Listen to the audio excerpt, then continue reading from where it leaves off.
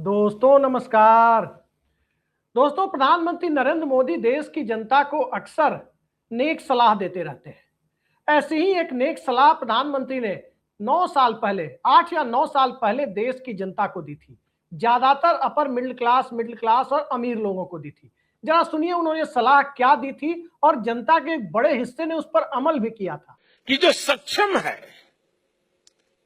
जो खर्च कर सकते हैं, ऐसे लोग गैस सब्सिडी क्यों लेते हैं?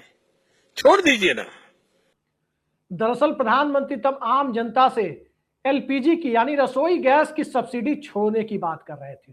वो कह रहे हैं कि जो भी सक्षम लोग हैं, जो 300-400 रुपए की सब्सिडी छोड़ सकते हैं, वहन कर सकते हैं, वो लोग चाहे तो सब्सिडी छोड़ दें। जनता के एक बड़े हिस्से ने उनकी बात पर अमल किया और सब्सिडी छोड़ दी। 300-400 रुपए एक सिलेंडर पर जो सब्सिडी होती है वो तो जनता ने छोड़ दी। हद से हद 500 रुपए होती होगी उस समय में, उसे जनता ने छोड़ दी। लेकिन सक्षम लोगों की श्रेणी में मोदी सरकार के मंत्री नहीं आते क्या? मोदी सरकार के मंत्रियों के कारनामे वाकई न खाऊंगा न खाने दूंगा के नरेंद्र मोदी के दावे का उपहास करते हुए दिखाई देते हैं। और कई बार ऐसा लगता है कि वाकई प्रधानमंत्री नरेंद्र मोदी ने ऐसे ऐसे लोगों को मंत्री बना रखा है जो या तो उनकी मंशा को पूरा करते हैं या हाथी के दांत खाने की ओर है या दिखाने की ओर है, उसको बताते हुए फिरते हैं। इंडियन एक्सप्रेस अखबार ने एक बड़ी इन्वेस्टिगेटिंग स्टोरी की है और जरा इस स्टोरी को देखिए, फिर आपको समझ में आएगा कि मोदी सरकार के कृषि और किसान कल्याण मंत्री 99 लाख रुपए से ज्यादा की सब्सिडी खुद अपने ही मंत्रालय से ले लेते हैं। सीधा सीधा कॉन्फ्लिक्ट ऑफ इंटरेस्ट का मामला है कि जो नियम खुद बना रहे हैं उस नियम के सबसे बड़े बेनिफिशियरी में से, सबसे बड़े लाभार्थी में से खुद मंत्री जी हो जा रहे हैं। और इस खबर को देखने के बाद मोदी सरकार के दूसरे मंत्रियों को भी मैं सलाह देना चाहूंगा, जो मेरी सीमित क्षमता है उसमें सलाह देना चाहूंगा कि आप सभी मंत्री जो जिस मंत्रालय में हैं, अपने मंत्रालय में जो भी काम करें, सबसे पहले उसका फायदा खुद उठा लिया करें। उदाहरण के तौर पर यदि भगीरथ चौधरी जो कृषि राज्य मंत्री हैं, उनसे प्रेरणा लेकर यदि मोदी सरकार के दूसरे मंत्री चाहें, मसलन गृह मंत्री अमित शाह चाहें, तो गृह मंत्रालय में कोई प्रोजेक्ट बन रहा है, कहीं कोई बिल्डिंग बन रही है, कहीं इमारत बन रही है अर्धसैनिक बलों के लिए, उसका ठेका क्यों ना वो खुद रख लें या अपने परिवार के लोगों को दे दे। रक्षा मंत्रालय में कहीं कोई कैंटोनमेंट में काम हो रहा है, क्या जरूरत है दूसरे को टेंडर इशू करने की? राजनाथ जी खुद भगीरथ चौधरी से प्रेरणा लेकर अपने पास रख लें। और तो और शिक्षा मंत्रालय में धर्मेंद्र प्रधान खुद ही अपने पास चाहे तो रख ले, कहीं कोई केंद्रीय विद्यालय बन रहा हो या केंद्रीय विश्वविद्यालय बन रहा हो, क्या जरूरत है उसके लिए ओपन टेंडर निकालने की? खुद अपने ही पास ठेका ले ले, अपने परिवार के लोगों को दे दे, या खुद ईंट गिट्टी रोड़ा पालू ढोते हुए नजर आए और वहां पर काम कर ले। क्योंकि भगीरथ चौधरी का भगीरथ प्रयास कुछ इसी दिशा में इशारा करता है। नियम खुद बनाऊंगा और उस नियम से सबसे ज्यादा फायदा खुद उठाऊंगा, यही भगीरथ चौधरी का प्रयास है और यही मोदी सरकार में होता हुआ दिखाई दिया है। बड़ा सवाल यह है कि क्या यह सब नरेंद्र मोदी की सहमति से हो रहा है या नरेंद्र मोदी की जानकारी के बिना हो रहा है? क्योंकि अगर नरेंद्र मोदी की सहमति से नहीं हो रहा होता तो जब से यह स्टोरी आई है, हम लोग इस खबर को लेकर अभी बैठे होते वीडियो कर रहे कि भगीरथ चौधरी ने किस कारण से इस्तीफा दिया है। लेकिन अब हम इस स्टोरी को इसलिए करने के लिए आपके सामने बैठे हैं कि भगीरथ चौधरी कह रहे हैं कि मैंने खुद कोई गलत काम नहीं किया है। उनके राज्य के भाजपा नेता कह रहे हैं कि कोई गलत काम नहीं किया है, नियम कायदे के दायरे में उन्होंने लोन उठाया है। क्या है नियम कायदा और क्या उन्होंने सब्सिडी उठाई है, आइए जरा इसको देख लेते हैं। फिर मैं अपने दर्शकों पर, आप लोगों पर ही छोड़ता हूं कि क्या भगीरथ चौधरी ने वाकई सही काम किया है और उस सही काम से क्या हम सबको, पूरे देशवासियों को प्रेरणा लेने की जरूरत है। दरअसल नरेंद्र मोदी जब 2014-15 के दौर में, जिस वक्त उन्होंने देश की सत्ता संभाली थी, उसी साल उन्होंने एक मिशन शुरू किया था, mission for integrated development of horticulture, MIDH। और उस मिशन के तहत राष्ट्रीय बागवानी बोर्ड बनाया गया, नेशनल हॉर्टिकल्चर बोर्ड NHB। राष्ट्रीय बागवानी बोर्ड के एक्स ऑफिसियो यानी पदेन अध्यक्ष होते हैं देश के कृषि मंत्री, जो शिवराज सिंह चौहान है, और राष्ट्रीय बागवानी बोर्ड के उपाध्यक्ष होते हैं, यानी उस बोर्ड में नंबर 2 की पोजीशन में होते हैं कृषि राज्य मंत्री, जो भगीरथ चौधरी है। इसी मिशन के तहत, इसी बोर्ड के तहत जो MIDH मिशन है, उसके तहत 8 फसलों, जिसमें शिमला मिर्च, टमाटर, खीरा और 8 फूलों की खेती के लिए सब्सिडी प्रदान की जाती है। अब कौन सा, इन्होंने खीरा उत्पादन के लिए लिया है, पता नहीं वो खीरा उन्होंने नरेंद्र मोदी जी को खिलाया या नहीं। जो उत्पादन उनके खेत में खीरों का हो रहा है, वो खीरा प्रधानमंत्री जी को उन्होंने खिलाया या नहीं, कि उस खीरे का स्वाद कैसा है जिसमें 99 लाख की सब्सिडी गई है। वो खीरा उन्होंने अपनी पार्टी के राष्ट्रीय अध्यक्ष अमित शाह, इनके नितिन नवीन के घर भिजवाया या नहीं।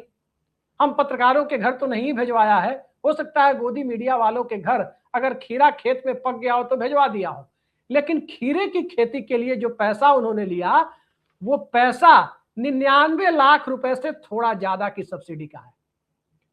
आप सोच सकते हैं 99 रुपए कोई किसी को नहीं देता।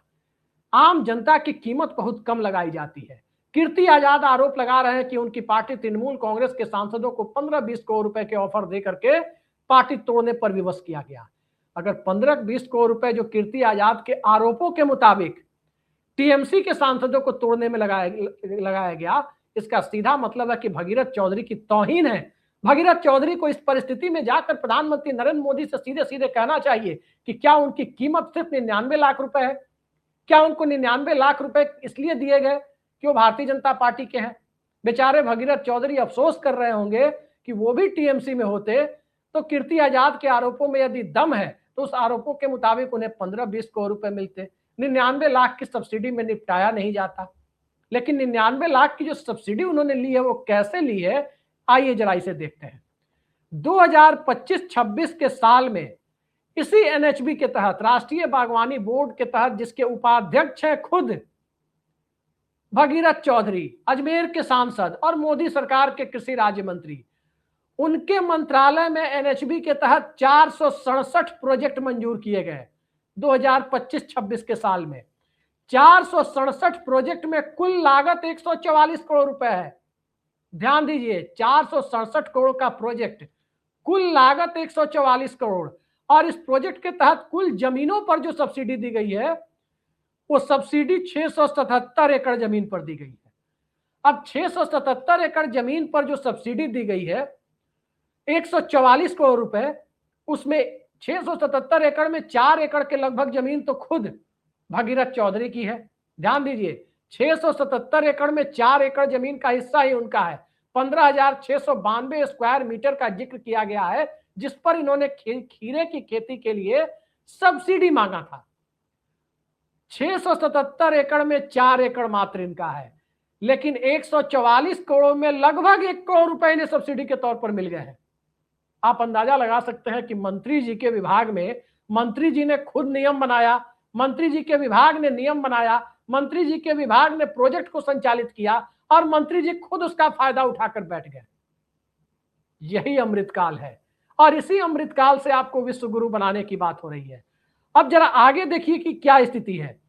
जो आपको 144 करोड़ रुपए दिए गए हैं और 467 प्रोजेक्ट हैं, इस 467 प्रोजेक्ट में से 99 लाख रुपए तो अकेले मंत्री जी के प्रोजेक्ट को मिले हैं। 60 ऐसे प्रोजेक्ट हैं, 60 प्रोजेक्ट जिसमें 50 लाख रुपए से ज्यादा की सब्सिडी दी गई है। इसका यह मतलब हुआ कि 467 में से 60 माइनस कर दे तो बाकी जो 407 प्रोजेक्ट हैं उन्हें बहुत कम पैसे दिए गए। वो 407 प्रोजेक्ट वाले 407 चला रहे होंगे कहीं या कुछ और काम कर रहे होंगे, और उन 60 प्रोजेक्ट में जिसमें 50 लाख या 50 लाख से ज्यादा की सब्सिडी दी गई, उसमें मंत्री जी के प्रोजेक्ट को ही 99 लाख रुपए दे दिए गए। अब जरा कैसे दिए गए ये देखना बड़ा महत्वपूर्ण हो जाता है। और इंडियन एक्सप्रेस की टीम ने ये पूरा मामला इन्वेस्टिगेट करने के लिए जो जो किया वो मैं आपके सामने रखता हूं। मेरी कोई इन्वेस्टिगेशन इस मामले में नहीं है। जो इंडियन एक्सप्रेस ने छापा है उसको किसी ने डिनाई नहीं किया है। उल्टा भाजपा के नेता यहां तक कह रहे हैं कि मंत्री ने कोई गलत काम नहीं किया है। खुद मंत्री भी कह रहे हैं कि नियमों के दायरे में काम किया है, नियमों के दायरे में काम किया है, लेकिन फायदा खुद उठा लिया है। अब कैसे उठाया है देखिए। डिडवाना जिला उनका जहां पर ये खेती कर रहे हैं, उसी के एक गांव में इंडियन एक्सप्रेस की टीम पहुंची जांचने के लिए। उसमें उस जो खीरे की खेती मंत्री जी की चल रही है, उस खीरे की खेती में 1 करोड़ 99 लाख से थोड़े ज्यादा रकम का यह प्रोजेक्ट है। 1 करोड़ 99 लाख रुपए का खीरा बिहार यूपी में कितने किसान उपजाते हैं या राजस्थान में भी कितने किसान उपजाते होंगे, देश के अंदर कितने किसान हैं जो 2 करोड़ रुपए खीरे की खेती पर खर्च करते हैं? हमारे दर्शक बता सकते हैं कि खीरा 2 करोड़ छोड़ दीजिए, पूरे सीजन में जितने दिनों तक खीरा बिकता है, कोई व्यक्ति बहुत ज्यादा खीरा खाता होगा तब भी 2,000 रुपए से ज्यादा का खीरा नहीं खा सकता आज की महंगाई में भी। लेकिन मंत्री जी की खीरे की खेती पर ही लगभग 2 करोड़ का प्रोजेक्ट बना दिया, और उस 2 करोड़ के खीरे की खेती के में प्रमोटर का हिस्सा 49,80,000 रुपए है, लगभग 50 लाख रुपए प्रमोटर का हिस्सा है। और फिर मंत्री जी ने HDFC बैंक से 1,49,40,000 रुपए का लोन लिया। 1,99,00,000 का प्रोजेक्ट है, प्रमोटर का हिस्सा 49,80,000 है। बची हुई रकम HDFC बैंक से लोन के तौर पर मंत्री जी ने एक बची हुई जो रकम है लगभग 1.5 करोड़ की, यानी 1,49,40,000 की, वो HDFC बैंक से लोन के तौर पर ली जा रही है। 15 अप्रैल 2025 को मंत्री जी इस प्रोजेक्ट के लिए अप्लाई करते हैं। 29 अप्रैल को यह प्रोजेक्ट उनका मंजूर हो जाता है। 29 अप्रैल को प्रोजेक्ट मंजूर हो जाता है 2025 में। और फिर उसके बाद इस वर्ष 2026 में 11 अप्रैल को 2026 में HDFC बैंक से सब्सिडी की रकम जो 99,30,000 के बराबर है उनके खाते में पहुंच जाती है। कमाल के मंत्री, नरेंद्र मोदी सरकार के नवरत्नों में से एक। और मंत्री जी भी बेचारे सोच रहे होंगे कि उन्हें हटाएंगे मोदी जी तो कैसे हटाएंगे, यहां तो दाग अच्छे है वाली बात है। जितने लोगों के ऊपर कोई दाग नहीं थे, कोई आरोप सार्वजनिक तौर पर सामने नहीं आए, उन्हें तो प्रधानमंत्री ने कैबिनेट से हटा दिया। किसको हटाया? रविशंकर प्रसाद को हटाया। कोई आरोप हमने तो नहीं सुना कि रविशंकर प्रसाद पर थे। प्रकाश जावड़ेकर पर कोई आरोप हमने नहीं सुना, उन्हें मंत्रिमंडल से हटा दिया गया। ठीक इसी तरह से मुख्तार अब्बास नकवी पर कोई आरोप हमने नहीं सुना, उन्हें मंत्रिमंडल से हटा दिया गया। शाहनवाज हुसैन पर कोई आरोप नहीं सुना, उन्हें भी मंत्रिमंडल से हटा दिया गया। ठीक इसी तरह से देखें तो राजीव प्रताप रूडी पर कोई आरोप नहीं था, उन्हें भी मंत्रिमंडल से चलता कर दिया गया। लेकिन जरा आरोपों की फाइल को आप देखते चले तो एप्स्टीन फाइल याद आती है। वो आरोप किसके ऊपर है? वो आरोप हरदीप पुरी के ऊपर है। प्रधानमंत्री ने उन्हें नहीं हटाया। और प्रधानमंत्री हटाएंगे क्यों? मेहुल चौकसी जैसे भगोड़े को जब प्रधानमंत्री मेहुल भाई कहकर संबोधित करते हैं तो यह भी हो सकता है कि भगीरथ भाई भी उनके भाई हो जाएं। तमाम तरह के ऐसे भाई कैबिनेट में क्यों रखे गए हैं जिनके ऊपर आरोप है? पेपर लीक हो रहा है, धर्मेंद्र प्रधान नहीं हटाए गए। तमाम आरोप लग रहे हैं, मंत्री नहीं हटाए जा रहे हैं। महंगाई बढ़ रही है, अर्थव्यवस्था कंट्रोल नहीं हो रही है, निर्मला सीतारमन नहीं हटाई जा रही है। फिर बेचारे मात्र 99 लाख रुपए का मामला है। 99 लाख रुपए का फायदा 144 करोड़ में से लगभग 1 करोड़ का फायदा मंत्री जी ने खुद उठा ही लिया तो कौन सा बड़ा गुनाह कर दिया? शायद सत्ता में बैठे हुए लोग यही सोच रहे होंगे कि नीतियां बनती है अपने के लिए, हम दो और हमारे दो के लिए ही नीतियां क्यों बने? हम दो और हमारे दो के लिए तो हजारों लाखों करोड़ की नीतियां बनती है। नीतियां 99 करोड़, 99 लाख 1 करोड़ जैसी नीतियां तो भगीरथ चौधरी जैसे लोगों के लिए भी बननी चाहिए। सत्ता के अंदर इस तरह की मानसिकता भ्रष्टाचार को, कॉन्फ्लिक्ट ऑफ इंटरेस्ट को संस्थागत रूप देने के लिए तो नहीं बनी हुई है। दोस्तों, ये सवाल बड़ा मौजूद सवाल है, और ये मौजूद सवाल इसलिए है क्योंकि इस तरह की परिस्थिति के बाद मुझे लगता है कि आने वाले समय में जो जिस व्यवसाय में होगा और खास करके सार्वजनिक जीवन में होगा, सार्वजनिक जीवन में रहने वाला व्यक्ति इसी तरह के उटपटांग काम करता हुआ नजर आएगा और फिर वो सीना ठोक के कहता हुआ नजर आएगा कि हमने कोई गलत काम नहीं किया है। लेकिन जब कोई गलत काम नहीं किया है तो याद कीजिए कि चंदा कोचर की गिरफ्तारी क्यों हुई थी। इस देश के बैंकिंग सेक्टर में एक जाना माना नाम, क्या आरोप था उनके ऊपर? आरोप यही था कि चंदा कोचर के पति वीडियोकॉन के एडवाइजरी बोर्ड में है और वीडियोकॉन को उनके बैंक से बड़े बड़े लोन दिए गए थे। यही आरोप था ना, कॉन्फ्लिक्ट ऑफ इंटरेस्ट वाला। 1992 में जब हर्षद मेहता शेयर स्कैम सामने आया था, उस दौर में वाणिज्य मंत्री थे पी चिदम्बरम। पी चिदम्बरम की पत्नी नलिनी चिदम्बरम पर यह आरोप था कि जो हर्षद मेहता स्कैम में एक कंपनी का जिक्र हो रहा है, एक शेयर का जिक्र हो रहा है, फेयर ग्रोथ के शेयर का, उन आरोपों के मुताबिक नलिनी चिदम्बरम ने कुछ शेयर फेयर ग्रोथ के खरीदे थे। वो शेयर मार्केट का काम करती थी, उन्होंने शेयर खरीद लिए थे, लेकिन चूंकि उस कंपनी का नाम आ रहा था तो इस्तीफा देना पड़ा था पी चिदम्बरम को। साबित नहीं हो पाया आरोप, लेकिन इस्तीफा देना पड़ा था। लेकिन यहां सब कुछ साबित हो रहा है, और साबित होने के लिए कहीं से कुछ बचा नहीं है। खासकर तब कुछ नहीं बचा है जब मंत्री जी खुलेआम स्वीकार कर रहे हैं कि हाँ, 144 करोड़ रुपए एक फाइनेंशियल ईयर में अगर हमारे डिपार्टमेंट ने राष्ट्रीय बागवानी बोर्ड के लिए मंजूर किया तो उसमें से लगभग 1 करोड़ रुपए हमने खुद उठाए। ये बात मंत्री जी स्वीकार कर रहे हैं। ये भी स्वीकार कर रहे हैं कि जब हमने खुद उठाए तो कोई गलत काम नहीं किया, खीरे की खेती के लिए उठाए। अब कौन सा खीरा है, उसमें सोना जड़ा हुआ है, हीरा जड़ा हुआ है, क्या जड़ा हुआ है उस खीरे में, या कुछ नए तरह के विटामिन और प्रोटीन के लिए उस खीरे को वैज्ञानिकों ने विकसित किया है जिसकी खेती भगीरथ चौधरी कर रहे हैं, ये तो भगीरथ चौधरी ही जाने।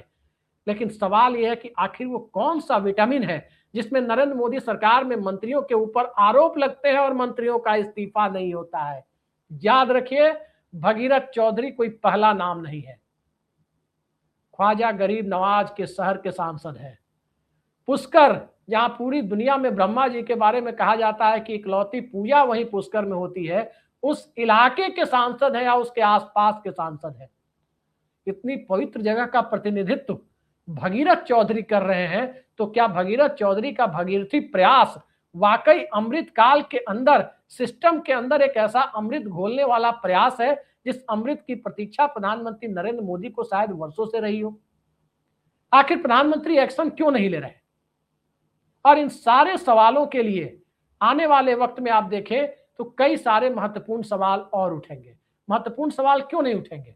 भगीरथ चौधरी से यदि प्रधानमंत्री इस्तीफा मांगे तो मैं तो कहता हूं कि भगीरथ चौधरी को सीना तान के खड़ा हो जाना चाहिए कि इस्तीफा नहीं दूंगा, इसलिए क्योंकि जिनके ऊपर 250 एकड़ से ज्यादा जमीनें उज्जैन में, महाकाल की नगरी में खुद ही खरीदने का आरोप है, वहां भी कॉन्फ्लिक्ट ऑफ इंटरेस्ट का आरोप है, उनका इस्तीफा क्यों नहीं हो रहा?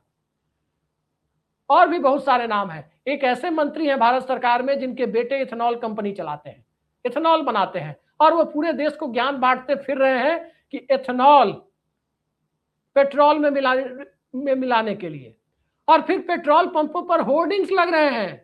जरा इस होर्डिंग को भी आप देख लीजिए, जो पेट्रोल पंपों पर लगाए जा रहे हैं कि भाई गाड़ी के इंजन में आपके कोई समस्या आती है तो समय समय पर दिखाते रहे, इसके लिए पेट्रोलियम कंपनियां जिम्मेदार नहीं है। तो इस सरकार में कॉन्फ्लिक्ट ऑफ इंटरेस्ट को लेकर कोई पूछने वाला नहीं है। नैतिक आधार पर इस्तीफे इस सरकार में नहीं होते, ये बात राजनाथ सिंह लंबे वक्त पहले कह चुके हैं। और अब चूंकि जवाहरलाल नेहरू के कार्यकाल को बतौर चुने हुए प्रधानमंत्री, यानी 52 से लेकर 1964 तक के जवाहरलाल नेहरू के कार्यकाल को आजकल सरकार में चुनी हुई सरकार का कार्यकाल माना जा रहा है, तो उसको जब नरेंद्र मोदी ने पार कर लिया है तो सवाल ये उठता है कि आखिर जवाहरलाल नेहरू ने अपनी सरकार में कई मंत्रियों के इस्तीफे भी कराए थे, कुछ कामराज प्लान के नाम पर कराए थे, तो कुछ भ्रष्टाचार के आरोपों के नाम पर कराए थे। कई मंत्रियों के इस्तीफे कराए थे। क्या इस सरकार के अंदर इस्तीफा देना भी गुनाह हो गया है, या इस्तीफा मांगना भी कहीं देशद्रोह की श्रेणी में तो नहीं आता? इन सारे सवालों के आसरे इस देश की जनता जो सत्ता और सिस्टम के बीच सुचिता की उम्मीद करती है, वो भगीरथ चौधरी जैसे भगीरथ नाम वाले मंत्री के रहते हुए मोदी जी से किसी भगीरथ प्रयास की उम्मीद करे, इसकी गुंजाइश न के बराबर दिखती है। लेकिन चलते चलते हम अपने दर्शकों से गुजारिश जरूर करते हैं कि आप भी अपने आसपास के बैंक में, जहां आपका, खासकर जो हमारे किसान दर्शक हैं, किसान परिवार से आने वाले लोग हैं, सबसे गुजारिश है कि अपने आसपास जो भी बैंक आपके हो वहां जाइए, जहां भी आपका केसीसी खुला हुआ हो, उनसे आप सीधा सीधा डिमांड करें कि भाई 4 एकड़ जमीन के लिए 99 लाख रुपए की सब्सिडी जब भगीरथ चौधरी को मिल सकती है, तो 1 एकड़ के लिए 25 लाख उन्हें भी दिया जाए। जिसके पास 1 एकड़ जमीन हो 25 लाख मांगे बैंक में, जिसके पास 2 एकड़ जमीन हो 50 लाख मांगे, जिसके पास 3 एकड़ जमीन हो वो 75 लाख की सब्सिडी मांगे, और जिसके पास 4 एकड़ हो, बहुत कम लोगों के पास है आज के जमाने में, जिसके पास 4 एकड़ जमीन हो वो खीरे की खेती के लिए बैंकों में जाकर के 99 लाख की सब्सिडी मांगे। अगर बैंक उन्हें नहीं देते हैं तो फिर जो लोग खाते में उन्हें 2-2 हजार रुपए देकर किसी तरह से लोगों को मुगालते में रखने और टहलाने की कोशिश कर रहे हैं कि 2 हजार रुपए में खुश हो जाओ, 5 किलो राशन में खुश हो जाओ, मेरा उन सब से आग्रह है कि सीधे सीधे कहें कि 5 किलो राशन में हम मानने वाले नहीं हैं। इस देश के हर किसान को भगीरथ चौधरी जितनी सब्सिडी मिलनी चाहिए, तभी पता चलेगा कि राजा और रंक के समान अधिकारों को सुनिश्चित करने वाली व्यवस्था इस देश में चल रही है। गांधी के गुजरात से प्रधानमंत्री नरेंद्र मोदी आते हैं और महात्मा गांधी क्या कहते थे? सत्ता में बैठे हुए लोगों को कोई भी निर्णय लेने से पहले समाज के उस अंतिम व्यक्ति का चेहरा याद करना चाहिए, जिस अंतिम व्यक्ति को उन्होंने, जिस सबसे अंतिम गरीब और लाचार व्यक्ति को उन्होंने देखा है। क्या भगीरथ चौधरी जब 99 लाख रुपए की सब्सिडी उठा रहे थे, उस वक्त इस देश में विदर्भ का किसान उन्हें दिख रहा था? उस वक्त उन्हें मंदसौर का किसान दिख रहा था? उस वक्त उन्हें चंपारण का किसान दिख रहा था? उस वक्त उन्हें हरियाणा में कहीं झज्जर या रोहतक का किसान दिख रहा था, सिरसा का किसान दिख रहा था, या उस वक्त उन्हें लखीमपुर खीरी या पंजाब का कोई किसान दिख रहा था? उस वक्त तो डीडवाना जिले का एक किसान दिख रहा था जिसका नाम भगीरथ चौधरी है, और वो किसानी के साथ साथ भारत सरकार में, नरेंद्र मोदी की सरकार में मंत्री की जिम्मेदारी भी संभालता है, और उसके साथ साथ लोन सैंक्शन करने वाली, सब्सिडी सैंक्शन करने वाले राष्ट्रीय बागवानी बोर्ड में उपाध्यक्ष की जिम्मेदारी भी संभालता है। लेकिन आम जनता कौन सी जिम्मेदारी संभालती है? हिंदू खतरे में है, और जब हिंदू खतरे में है तो बूथ पर जाकर के हिंदू धर्म बचाना है, नहीं तो भारी खतरा आ जाएगा। तो आप लोग हिंदू धर्म बचाते रहिए, सब्सिडी लेने का काम भगीरथ चौधरी करते रहेंगे। बाकी देखते जाइए, यही अमृत काल है, इसी के सहारे आपको विश्व गुरु बनना है। लिहाजा इस अमृत काल को हम भी प्रणाम करते हैं और आप भी प्रणाम कीजिए। आज के लिए इतना ही, नमस्कार।